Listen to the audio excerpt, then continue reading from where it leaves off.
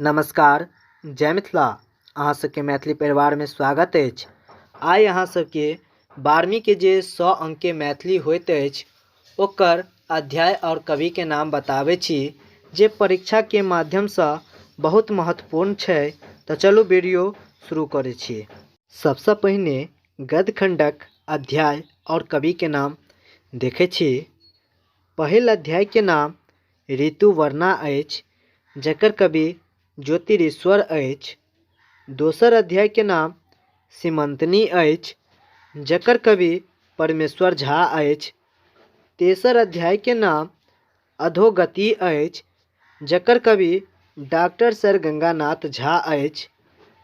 चारिम अध्याय के नाम राष्ट्रीय एकताक महत्व अछि जकर कवि कुमार गंगानंद सिंह अछि। पाँचम अध्याय के नाम रोना अछि जकर कवि मनमोहन झा अछि। छठम अध्याय के नाम हाथीक दांत अछि जकर कवि प्रोफेसर प्रबोध नारायण सिंह अछि। सातम अध्याय के नाम मैथिली साहित्य में नचारी अछि जकर कवि डॉक्टर दुर्गानाथ झा श्रीष अछि। आगा देखे छी। आठम अध्याय के नाम ललका पाग अछि जकर कवि राजकमल चौधरी अछि। नवम अध्याय के नाम बड़ा दिनक धूमधाम अछि जकर कवि डॉक्टर जगदीश चंद्र झा अछि। दसम अध्याय के नाम ओवरलोड अछि जकर कवि ललित अछि। 11म अध्याय के नाम टूटैत कीलक जांत अछि जकर कवि प्रोफेसर मायानंद मिश्र अछि। 12म अध्याय के नाम बाबी अछि जकर कवि प्रभास कुमार चौधरी अछि। 13म अध्याय के नाम डॉक्टर सर सीवी रमन अछि जकर कवि भाग्य नारायण झा अछि।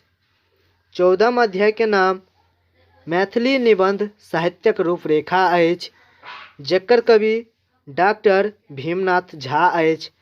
गद्य खंड के अंतिम अध्याय के नाम सीमक लत्ती अछि जकर कवि डॉक्टर उषा किरण खान अछि।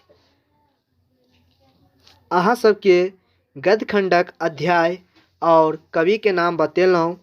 अगर चैनल पर पहिल बेर छी तो चैनल के सब्सक्राइब कर लिया और बेल आइकन के दबा दियो ताकि नव नव वीडियो अपलोड हो तो अहाँ सबके पास नोटिफिकेशन पहुँच सके।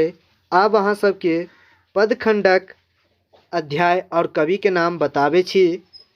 पहिल अध्याय के नाम विद्यापति वंदना जकरा कुसुम वंदना सेहो कहल जाइत अछि अकर कवि गोविंद दास अछि। दोसर अध्याय के नाम बाल लीला अछि जकर कवि मनबोध अछि। तेसर अध्याय के नाम सोहर अछि जकर कवि हर्षनाथ झा अछि। चारिम अध्याय के नाम जानकी परिण्य अछि जकर कवि लालदास अछि। पाँचम अध्याय के नाम छुतहर अछि जकर कवि काशीकांत मिश्र मधुप अछि।